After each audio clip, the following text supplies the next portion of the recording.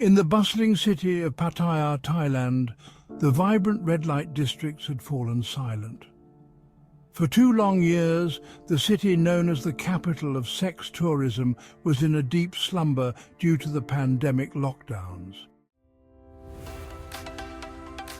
But as restrictions lifted, the neon lights flickered back to life, drawing in foreign men from all corners of the globe, eager to indulge in its infamous nightlife.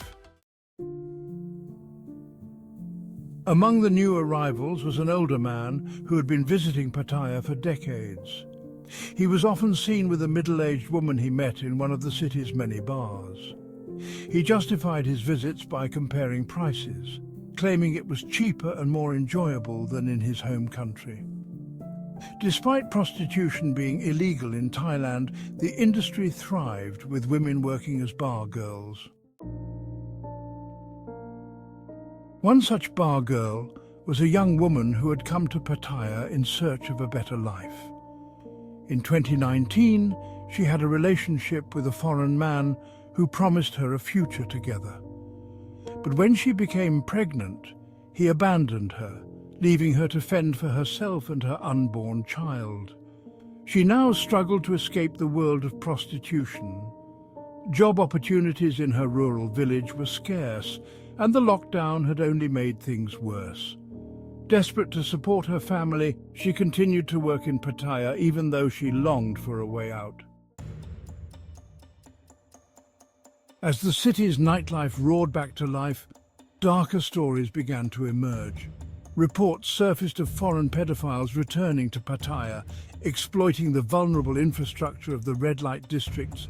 Child protection organizations warned that, despite claims of control, child prostitution was on the rise. In response, Thailand's deputy police chief took action. He led a unit that fought against online child exploitation, a problem that had surged during the lockdown. One significant success was the arrest of a foreign national accused of child abuse. The suspect claimed he had fled Thailand by paying hefty bribes, exposing the deep-seated corruption within the system. He described how he paid over 1 million Thai baht, around $30,000, to escape legal consequences, highlighting the challenges authorities faced in combating such crimes. The sex tourism industry in Pattaya created a cycle of dependency. Women from poor regions moved to the city to support their families, often leaving their children behind. These women sent money back home, perpetuating the cycle of poverty and exploitation.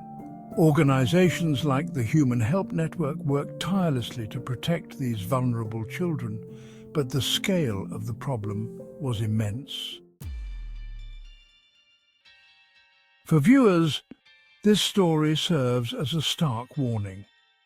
Engaging in the sex tourism industry in Pattaya not only perpetuates exploitation, but also leads to severe legal and moral consequences. Foreigners who participate in these activities risk becoming entangled in illegal and unethical situations, facing significant penalties if caught. The allure of cheap sex can lead to a dangerous and exploitative cycle that harms everyone involved. Viewers must understand that the human cost behind the facade of entertainment in Pattaya is immense. The women working as bar girls often come from desperate circumstances, and their involvement in the sex industry is not a choice made lightly. The children left behind are vulnerable to exploitation, creating a cycle that is difficult to break. Additionally, the corruption within the system makes it challenging to combat these issues effectively. Foreigners who think they can escape legal consequences through bribery are not only risking their freedom, but also perpetuating a corrupt system that fails to protect the most vulnerable. Understanding the broader impact of these actions is crucial. Supporting the sex tourism industry in Pattaya means contributing to a cycle of poverty, exploitation and corruption. It is vital to take a stand against such practices and make ethical choices that do not harm others. The Cautionary Tale of Pattaya reminds viewers of the hidden darkness behind the bright lights and the importance of making ethical decisions. It calls for greater awareness, compassion and responsibility, urging individuals to consider the real consequences of their actions and to support efforts that protect and uplift vulnerable communities rather than exploit them.